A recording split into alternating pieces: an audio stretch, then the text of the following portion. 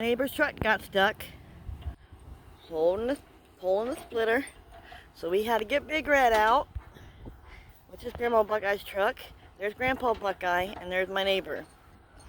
To be continued. They're hooking or let's see how far back I can get. They're hooking up the trucks. Which I better move way back, because last time we did this, the chain snapped. That's the one I didn't get to record, y'all.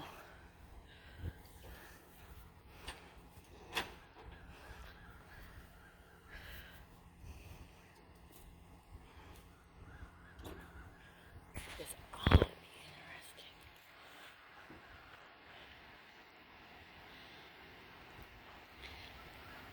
Chevy pulling a Ford that's pulling a splitter.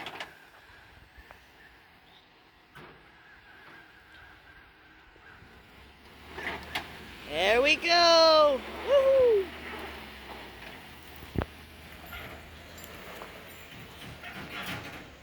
And it's no longer stuck, ladies and gentlemen.